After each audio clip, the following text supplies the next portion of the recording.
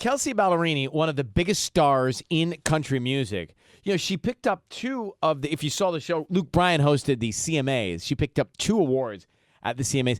And it really seems like one of the most fun shows to watch and be a part of because you do get the sense that everybody lives on the same street.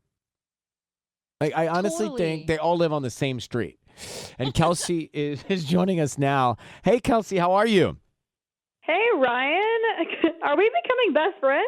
We really are. It's about time. I think Tanya's jealous because she wants to live on your street. But It's true. Oh. Hi, Tanya. Hi, Kelsea.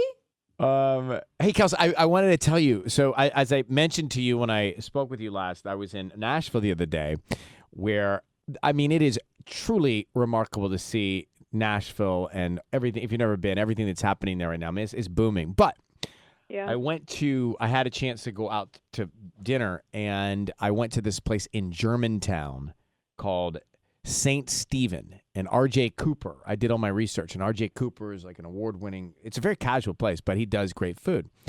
So I walk in and I say, and this is Nashville, Tennessee, right? And I walk in and I say, hey, man, so nice to meet you.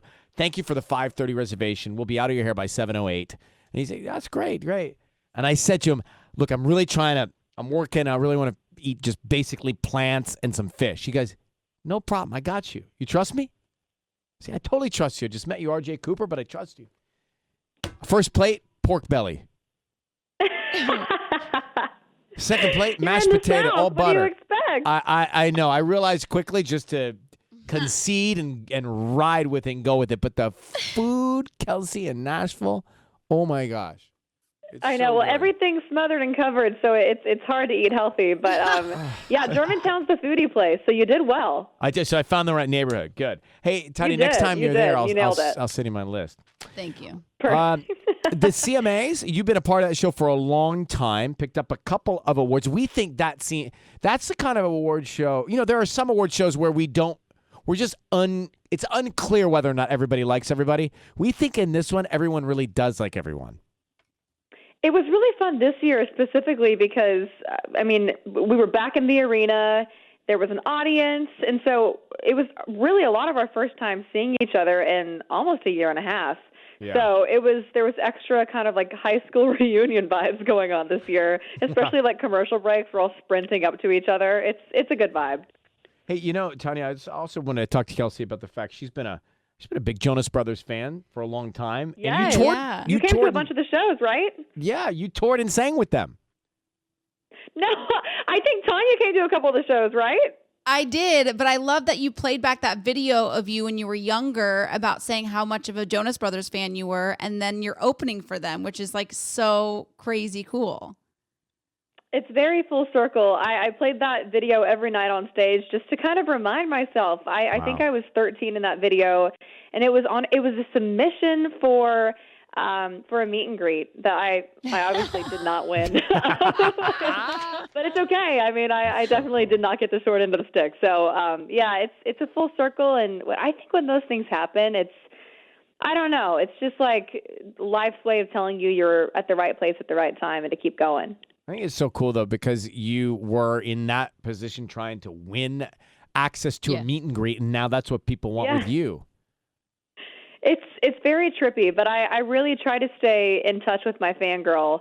So even, every tour I've ever opened on, I do what I do, and then I get off stage and I put on a hoodie and I go watch the show almost every night just to fill up that tank because I don't want to lose perspective. I don't want to lose that part of myself. No, that's really good. Well, Kelsea Ballerini's on with us. She's got a poetry collection. This is a debut poetry collection book. It's called Feel Your Way Through. It's out today. And you were telling me, Kelsea, that you feel like by writing some of this poetry, it's different than songwriting, but it may actually be a tool to access even deeper songwriting for you at some point. Yeah. Well, first of all, you saying it's out today is so crazy to hear because I've been working on this for so long. But yeah, I've always been really honest in my songwriting. I've been writing since I was 12 and have always written about my life, whether it's like fun, flirty songs like Dibs or about heartbreak like Peter Pan, whatever it may be. But yeah, I cannonballed. I went there in this book. And I think in doing so, I've like unlocked some different part of me that I I don't even know if I knew it was there. So I'm in the early stages of making new music, but I definitely think it'll be more thoughtful, if anything. So that's exciting to see what's to come from that. How is writing poetry different than writing a song? It's really similar in most ways. I think the only difference that I could find was when you're writing a song, in some form or fashion, there's still like a verse, chorus, bridge, chorus, So in poetry, like there's one poem that has 4 lines, and there's one poem that's 6 pages, and each one kind of has its own form, and each one says exactly what it needs to say, no matter how long it took to do that. So I think there was a lot of creative freedom there that I may not have had in songwriting before.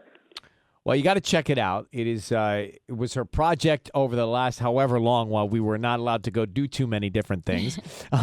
Kelsey's poetry collection, Feel Your Way Through, is out today. It's great to chat with you again, and we hope to see you again real soon, okay? You too, Ryan. Thank you, guys. Bye, Kelsey. Bye. Bye, y'all. Have a good one. Bye. So it is true you want to become her friend, Tanya, in real life, right?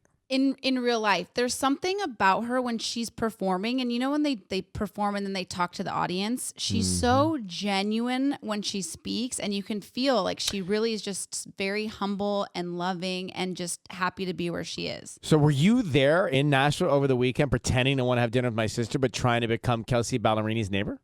Obviously. And I stayed like 3 blocks down from my apparently Taylor Swift's Nashville home.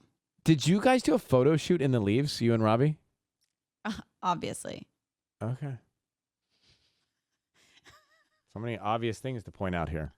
It was Red Weekend.